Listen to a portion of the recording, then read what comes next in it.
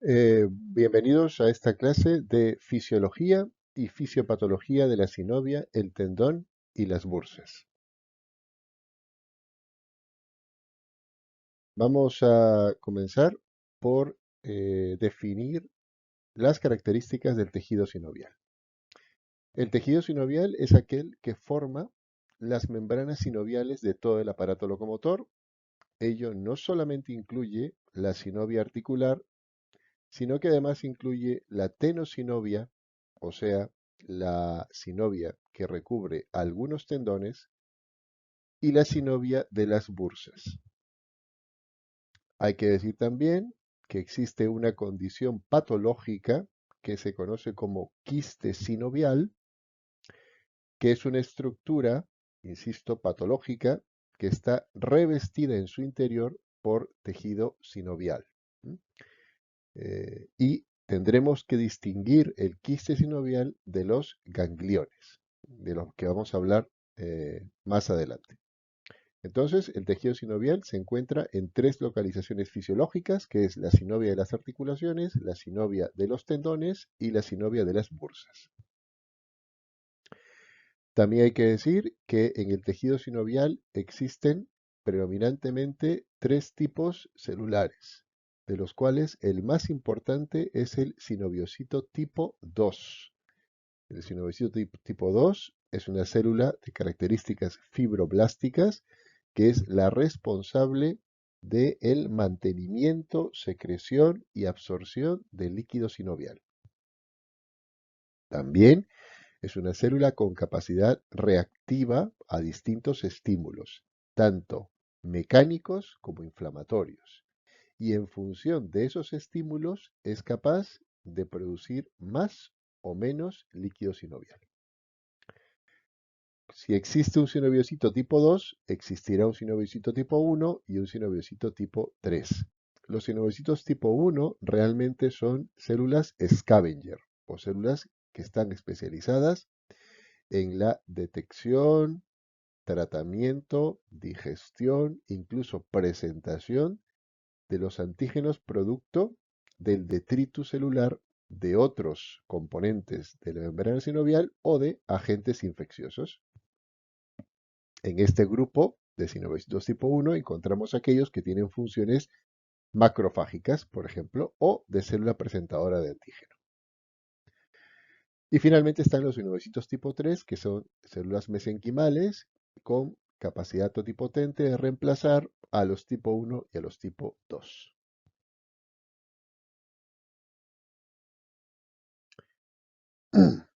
La membrana sinovial está formada por dos estratos. Un estrato profundo, que es el que está en contacto con el líquido sinovial, y en el que se encuentra una capa muy delgadita de sinoviocitos tipo 1.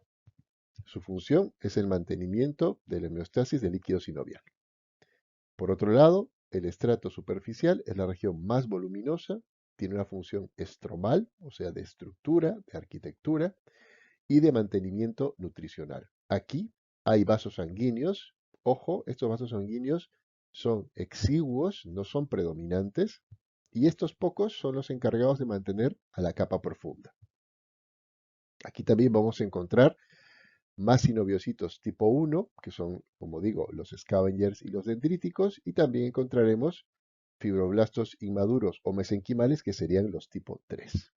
Entonces, volvemos a repetir, en el estrato profundo encontraremos a las presentadoras tipo 1 y en el estrato superficial encontraremos fundamentalmente a los tipo 2 y además algunos tipo 1 y algunos tipo 3.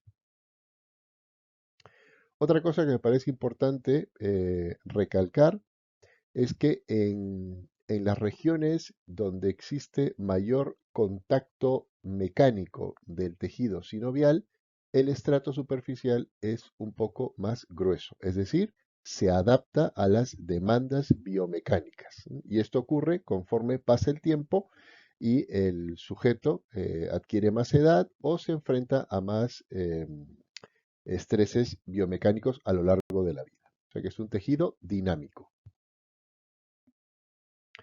Aquí tenemos un ejemplo de, en este caso, la rodilla donde podemos observar pues una serie de estructuras óseas, por ejemplo, la meseta tibial, el peroné, el ligamento colateral externo, por supuesto el cóndilo femoral externo, y aquí tenemos la membrana sinovial que recubre todo el espacio articular.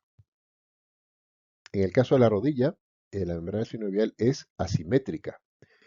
Esto implica que en el territorio más externo de la rodilla tenemos un receso muy alto, mientras que en el receso medial llegaría aproximadamente a la mitad de lo que llega el receso lateral.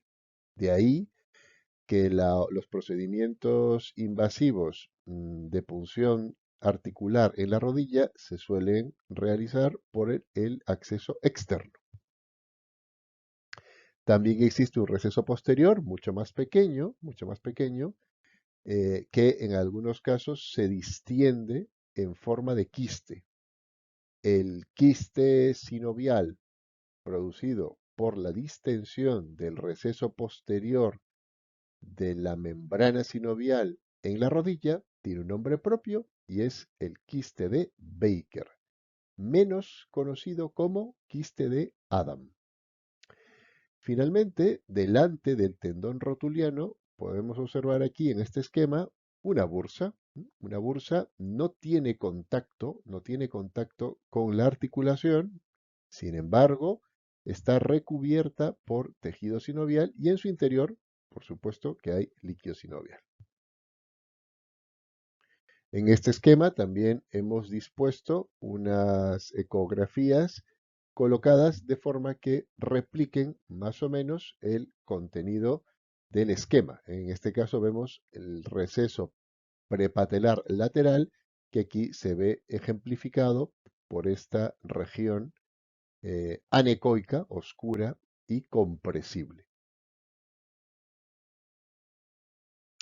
En la cara o vista la rodilla por la cara anterior, pues tenemos el tendón rotuliano, tenemos la bursa prepatelar y profundo al tendón rotuliano tenemos la bursa infrarrotuliana profunda. Aquí en esta imagen, gentilmente cedida por la doctora Macía, tenemos una notable distensión de la bursa prerotuliana que tiene lugar superficial al tendón rotuliano que tenéis aquí. El tendón rotuliano sigue este trayecto a la tuberosidad anterior de la tibia y aquí podemos ver cómo se ha producido una importante distensión de la membrana, de la sinovia de la bursa a expensas de este contenido líquido. Y aquí, esta estructura que tenemos aquí es proliferación sinovial, ¿no? O sea que esa delgada capa de estroma sinovial pues ha proliferado de esta forma tan irregular. Hemos comentado ya algunas funciones de la membrana sinovial, por supuesto, mantener la homeostasis del líquido sinovial, esto es, mantener una determinada concentración de glucosa, alrededor de 80 a 100 miligramos por decilitro, una baja concentración de proteínas por debajo de 1 o 2 miligramos por decilitro. Por supuesto que sea estéril, el líquido sinovial va a ser un contenido estéril.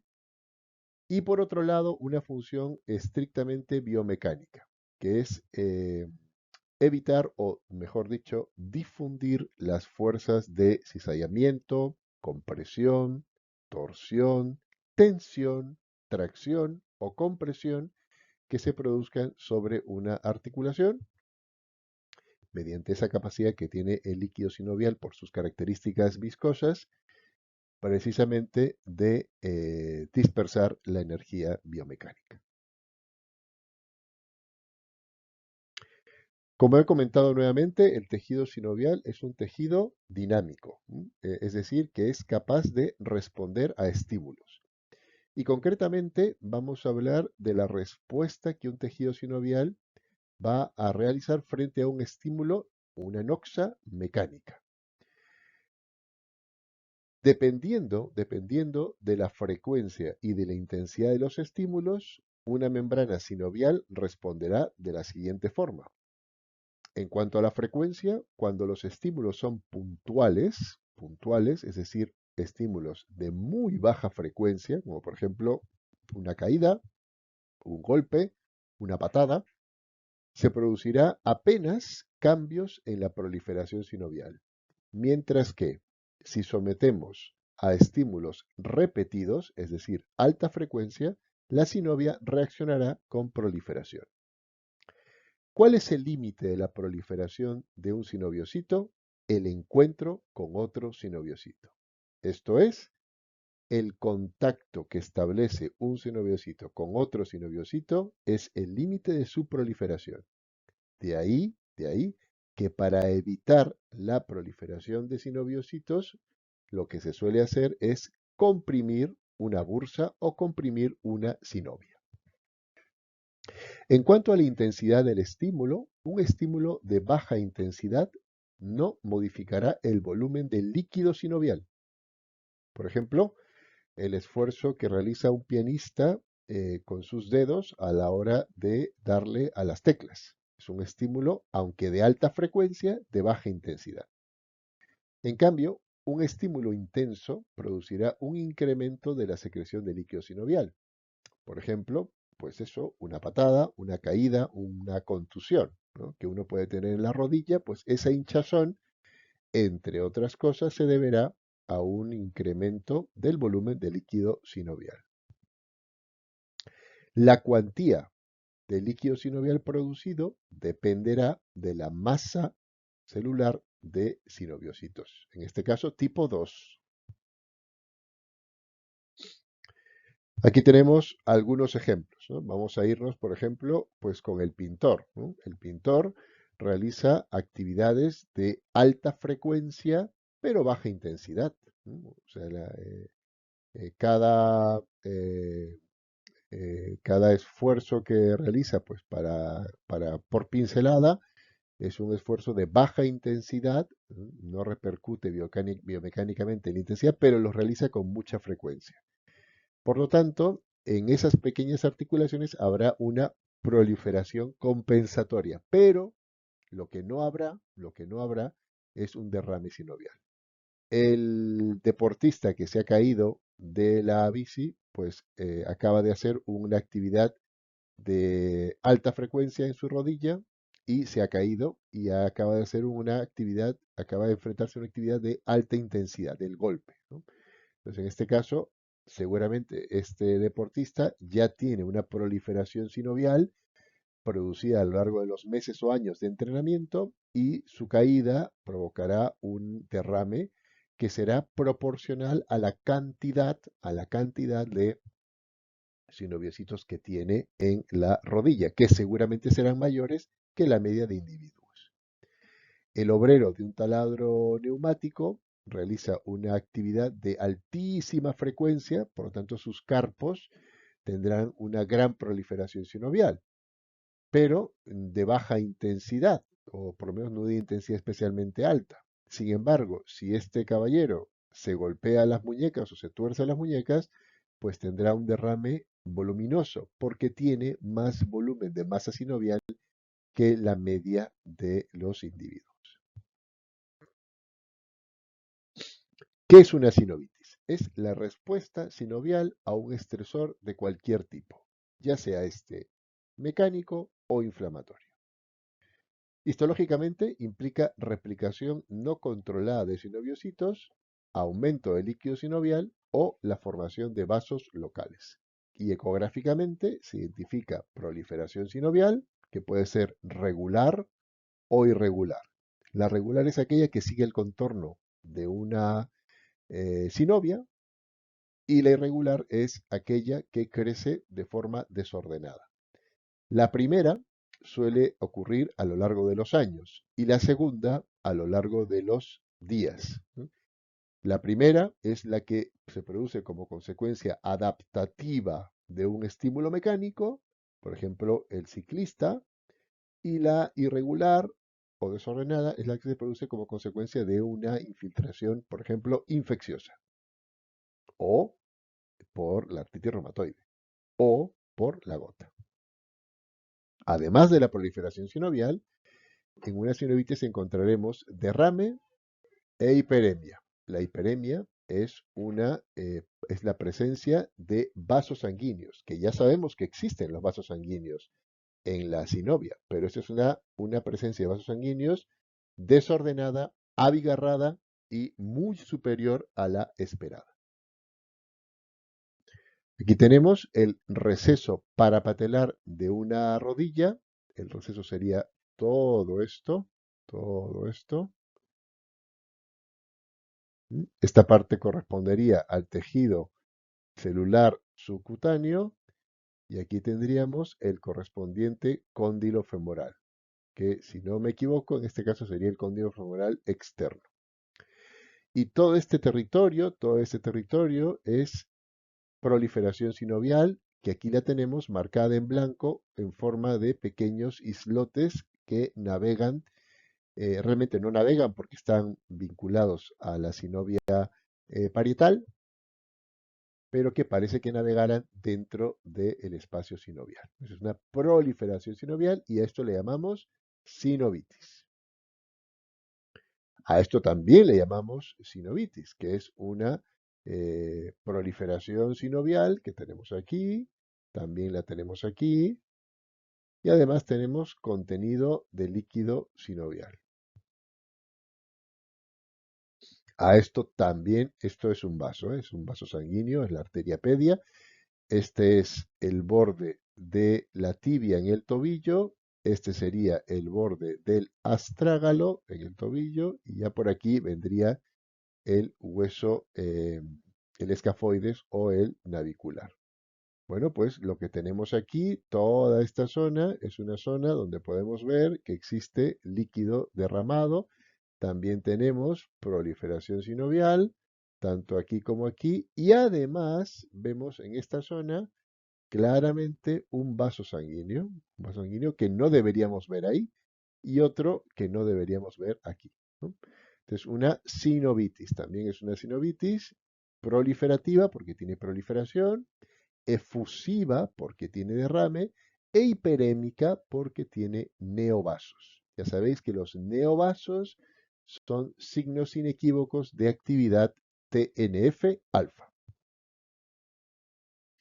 Bien, dejemos a las articulaciones y nos vamos a los tendones. Los tendones son estructuras fibrilares que vinculan los vientres musculares con las entesis. ¿Vale? Esos son los tendones. Una excepción, el tendón rotuliano. El tendón rotuliano es un tendón que va de un hueso a otro hueso, ¿no? Entre ellos, entre esas dos entesis no hay un músculo. ¿No? Bien, pero en general vincula un vientre muscular con una entesis. Bien. Están muy pobremente vascularizados, los tendones casi no tienen vasos y dado que eso es así, su régimen de regeneración es muy lento, ¿no? La reparación tendinosa es incluso más lenta que la reparación ósea. No tienen capacidad contráctil y su potencial de elongación es muy reducida. ¿Cuánto de reducida?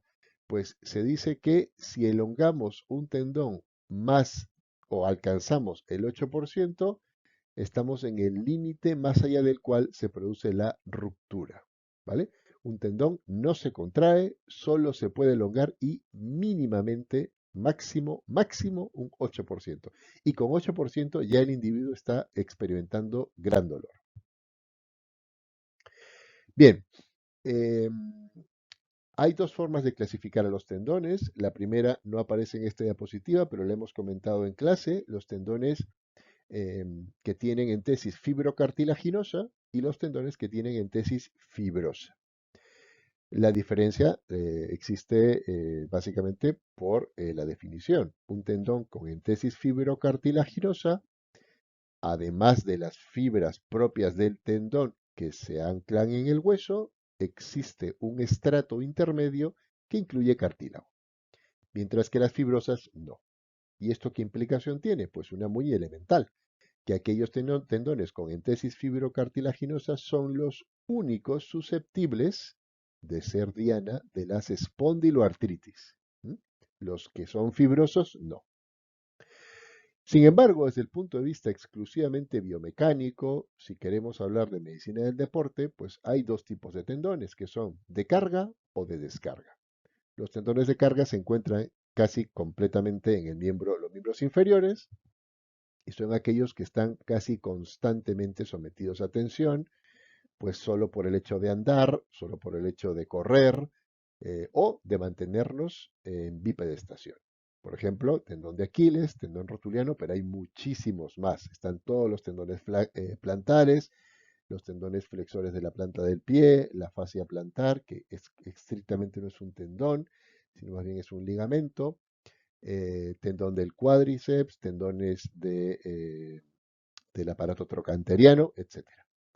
Y los tendones sin carga son aquellos cuya demanda física es menor y que pueden ser aislados, por ejemplo, con ortesis sin implicar una renuncia a las actividades de la vida diaria. Pues, por ejemplo, el tríceps, el extensor común de los dedos, deltoides, bueno, en fin, ¿no? Son en general tendones del miembro superior.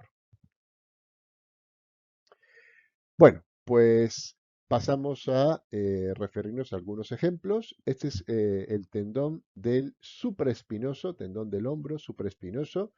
Aquí tenemos la redondez de la sección anterior de la cabeza del húmero y toda esta estructura que tenemos aquí sería el grosor del tendón del supraespinoso, en este caso del hombro izquierdo, que como vemos, pues tiene un grosor bastante homogéneo, un patrón fibrilar también bastante homogéneo, que va de un extremo a otro de la imagen.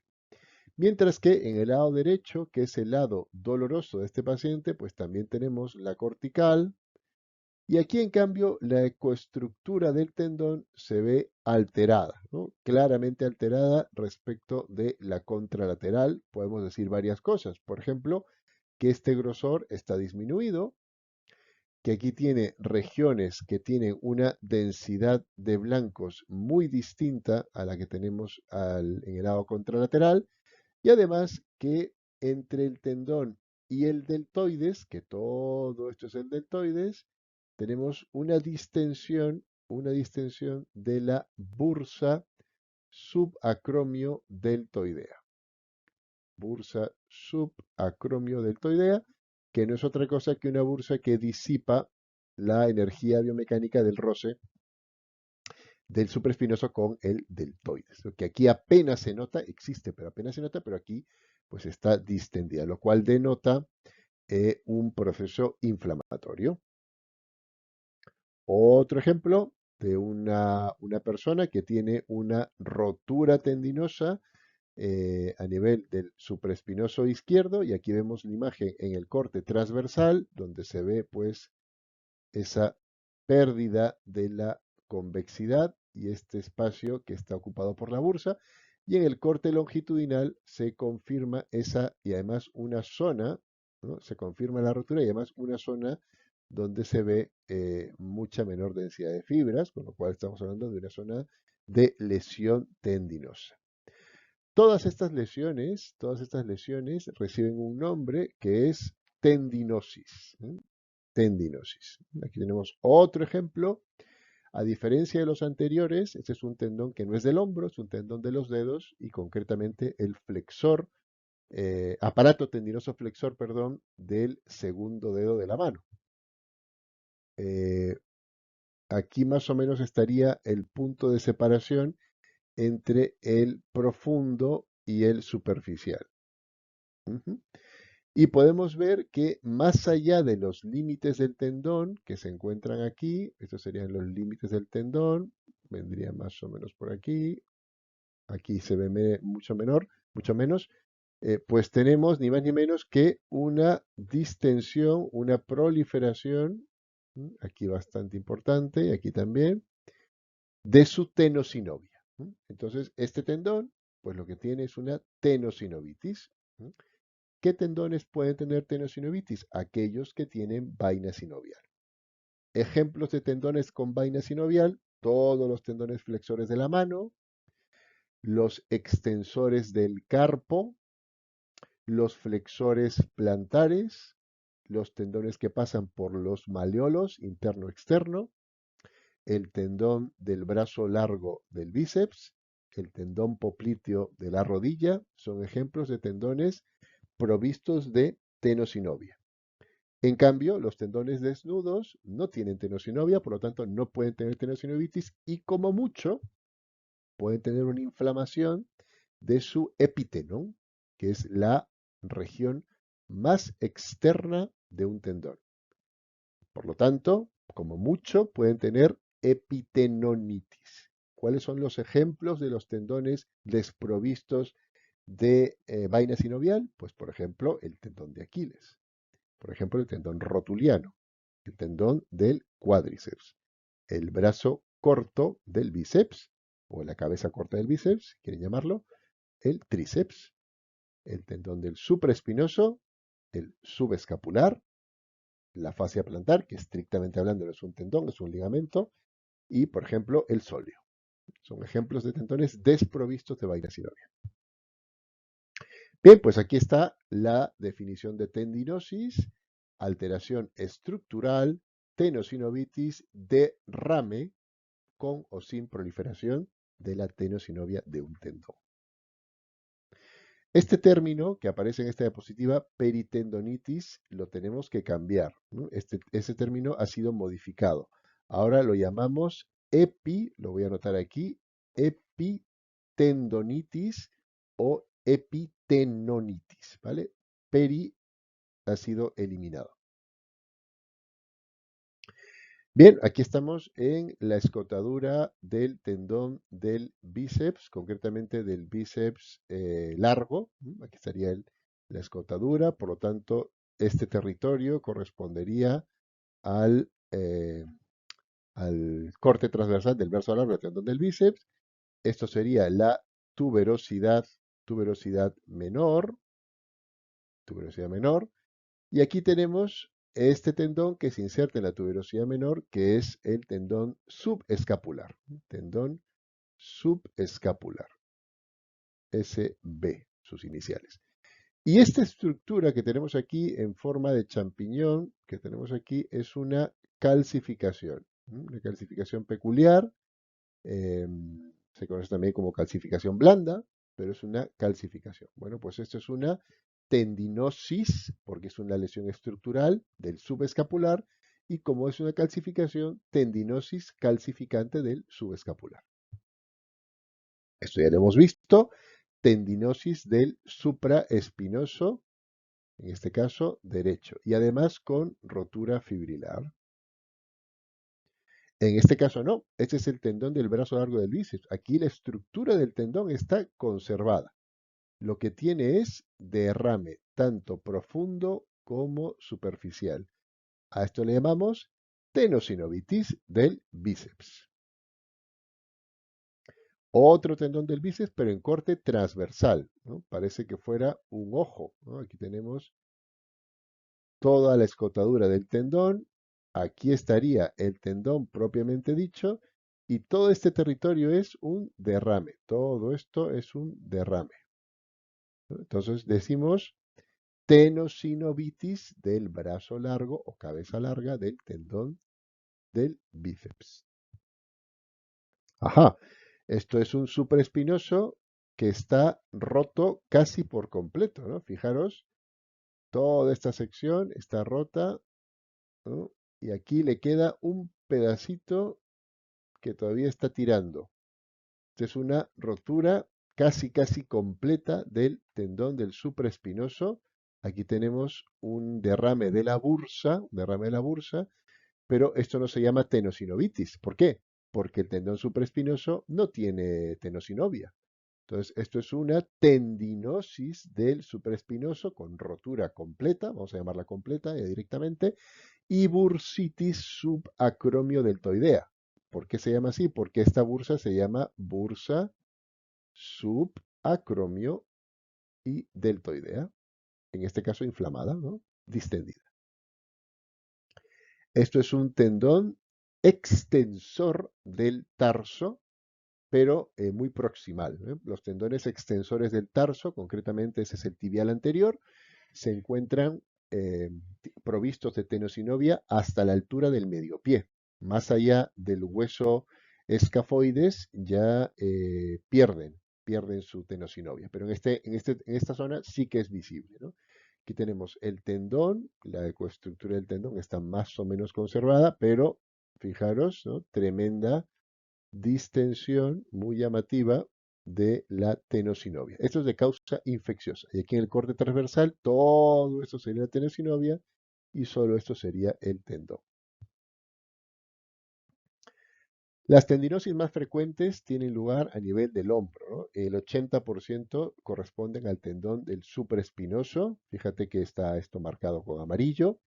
El 15% el tendón subescapular, 5% el infraespinoso, a lo que podemos sumarle el brazo largo del tendón del bíceps. Menos frecuente, tobillo, codo y rodilla, ¿no? Recordar que el hombro es donde se producen las tendinosis micromecánicas más importantes, más frecuentes, y de todas ellas la más prevalente es la del supraespinoso.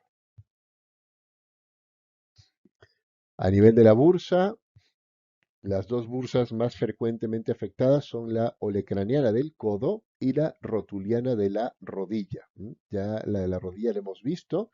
La olecraniana, pues es una bursitis muy aparatosa, muy llamativa, que aparece en la región posterior del codo y no es otra cosa que la expresión de una distensión percibible de una bursa, concretamente de las bursas de extensión, que son las que más frecuentemente se afectan. Desde el punto de vista histopatológico, una bursitis es lo mismo que una sinovitis, exactamente lo mismo.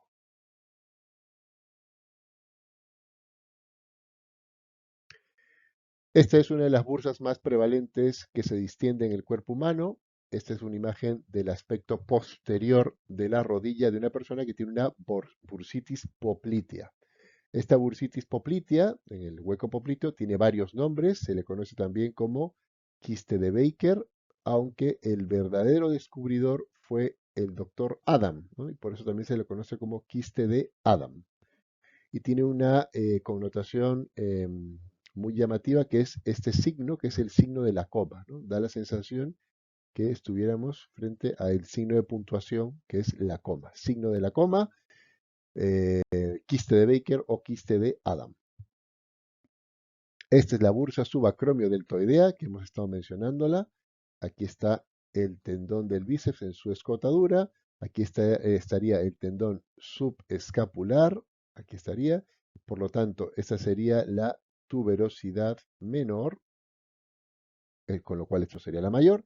Y todo ese territorio corresponde a la bursa subacromio-deltoidea. Aquí tenemos en esta foto clínica una bursitis patelar, en este caso externa, ¿no? Que tiende hacia la región externa. Esto es lo que os comentaba, una bursitis de codo, ¿no? Bursitis de codo muy llamativa en una persona con gota, ¿no? La bursitis se puede rellenar no solamente de agua, también de tofo en el caso de la gota. Tenemos una bursitis subacromio-deltoidea provocada por una hemorragia como consecuencia del uso inapropiado de Sintrón.